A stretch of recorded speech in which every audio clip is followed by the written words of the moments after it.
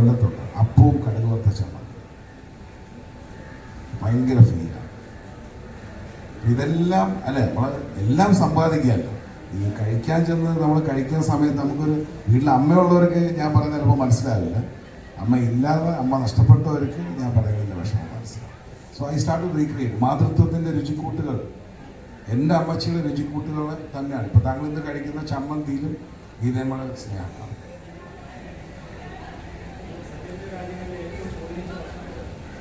എനിക്ക് എല്ലാ രാജ്യങ്ങളിലെയും ഫുഡിന് കൂടെ എനിക്ക് ഭയങ്കര ബഹുമാനമാണ്. എനിക്ക് തായ് ഫുഡ് ഭയങ്കരമായിട്ട് ഇഷ്ടപ്പെടും. കാരണം ബേസിക്കലി തായ്ലൻഡും ചൈനയും ഒന്നും ഒരുപാട് മുളകും മല്ലിയൊക്കെ ഇട്ട് കരിച്ച് മുരിച്ച് നശിപ്പിച്ച് കണ്ണൊക്കെ വെളിയിച്ചാടിയിട്ട് അതിനെ ബെസ്റ്റ് ഫിഷ് ഫ്രൈ എന്ന് വിളിക്കുന്ന ആൾക്കാർ പറയുന്നൊരു സെമി കുക്ക്ഡാണ്. അത് ഭയങ്കര ബ്യൂട്ടിഫുള്ളാണ്. അത് കഴിച്ച് ശീലിച്ച് കഴിയുമ്പം ആ ഫുഡിൻ്റെ ടേസ്റ്റ് അറിയാൻ പറ്റും, ആ ഫിഷ് അറിയാൻ പറ്റും. ഇപ്പോൾ പ്രോൺസ് തന്നെ 2 വാലും തലയും ടച്ച് ചെയ്താൽ കുക്കിംഗ് സ്റ്റോപ്പ് ചെയ്യണമെന്നാണ്. ഇതിങ്ങനെ കരിഞ്ഞിങ്ങനെ മേളിൽ കയറാൻ പറ്റും. ഇവിടെ എന്ന് പറഞ്ഞാൽ കരിഞ്ഞ് ഇപ്പോൾ പല പ്രോൺസ് ബിരിയാണി കൊടുത്തിട്ടും പ്രോൺസ് വെന്തില്ല എന്ന് പറഞ്ഞ് തിരിച്ചാൽ കാരണം ഇവർക്ക് അറിയില്ല, കഴിച്ചിട്ടില്ല. അപ്പോൾ ഫുഡ് കുക്കിങ്ങിനൊരു പാറ്റേൺ. ഇപ്പോൾ ഉള്ളി തന്നെ സവാള തന്നെ നിങ്ങൾ ഫൈൻ ചോപ്ഡായിട്ട് അരിഞ്ഞിട്ട് ഒരു ഓംലെറ്റ് വെക്കണം. നിങ്ങൾ സ്ലൈസ് ചെയ്തൊരു ഓംലെറ്റ് വെക്കണം. ഡൈസ് അടിച്ചിട്ട് ഒരു ഓംലെറ്റ്. ഈ 3 ഓംലെറ്റിന് 3 ടേസ്റ്റ് ആയിരിക്കും. അപ്പോൾ അരിയുന്നതിന് വരെ മാജിക് ആവും. 50 രൂപയ്ക്ക് താഴെ വരുമോ? ഞാനൊരു പ്രസംഗമോ അതിനെപ്പറ്റി പരസ്യമൊന്നും ഞാൻ ചെയ്തില്ല. അറിയാവുന്നവർ കണക്ട് ചെയ്ത് ഞങ്ങൾ മെഡിസിറ്റി ഹോസ്പിറ്റലിൽ പോയപ്പോൾ എൻ്റെ കഞ്ഞി വയ്ക്കുന്നതാണ്. അപ്പോൾ രാവിലെ ടോയ്ലറ്റിൽ പോകണം, പ്രോപ്പറായിട്ട് മല വിസർജനം ചെയ്യണം. അതൊരു ആരോഗ്യത്തിൻ്റെ മുതൽക്കൂട്ടാണ്. അത് പറ്റാത്ത എത്രയോ ആൾക്കാരുണ്ട്. ആഹാരമാണ് പ്രശ്നം. അപ്പോൾ എൻ്റെ കഞ്ഞി കുടിച്ചാൽ അതിനൊക്കെ ഒരു സൊല്യൂഷനാണ്. പക്ഷെ കഞ്ഞി ഒരു മരുന്നല്ല. ഞാൻ കഞ്ഞി എന്നാണ് പറയുന്നത്, പക്ഷെ ഇംഗ്ലീഷിൽ ഡീ ഫൈറ്റർ എന്നൊക്കെ വിളിക്കും. അത് ഒരുപാട് ആൾക്കാർ കഴിക്കുന്നു. അപ്പോൾ ഇത് കഞ്ഞിക്ക് തന്നെ നമുക്കൊരു ഉത്സവം നടത്താം അല്ലേ? എത്ര ടൈപ്പ് ഓഫ് കഞ്ഞികളാണ് നമ്മൾ ചെയ്യുന്നത്. ഇതെല്ലാം പ്രൊമോട്ട് ചെയ്താലുള്ള ഗുണം നമുക്ക് നാളെ നല്ല പേരക്കുട്ടികളെ കിട്ടും.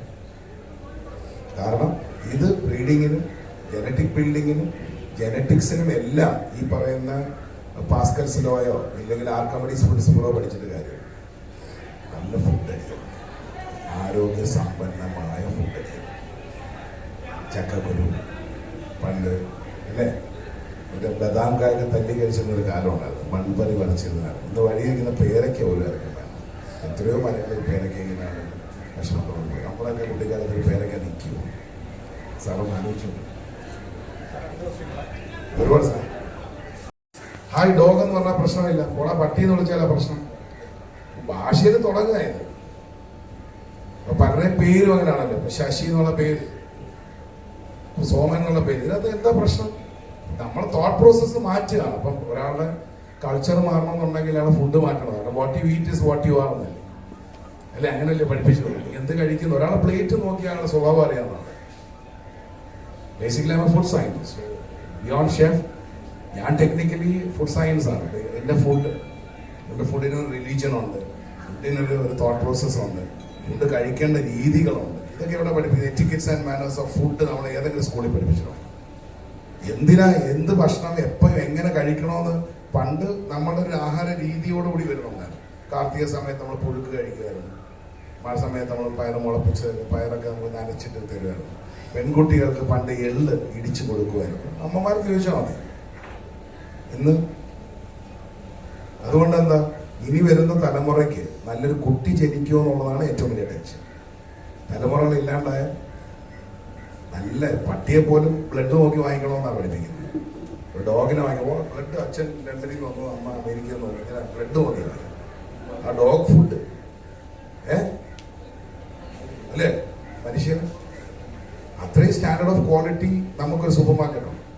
ഞാൻ നോക്കുമ്പോൾ വഴിയിൽ ഫ്രൂട്ട്സും ഷോറൂമിൽ ഷൂസും വിൽക്കുന്ന സ്ഥലമാണ് അല്ലേ? ഷോറൂമിൽ ഫ്രൂട്ട്സ് അല്ലേ? ഷോറൂമിലെ ഫ്രൂട്ട്സ് ജോലിയിൽ പോകണം. ഈ മാറ്റങ്ങൾ നമ്മളെല്ലാവരും ഒരുമിച്ച് പിടിച്ച ആരെങ്കിലുമൊക്കെ വായിക്കും. One man can make A change. Abraham Lincoln ചെയ്തിട്ടുണ്ട്. നമുക്ക് ആർക്കും ഒരാൾക്ക് ആ ചേഞ്ചിലേക്ക് നടക്കാം. അത് പ്രാക്ടീസ് ചെയ്യാം. ഞാൻ വയറും ചാടി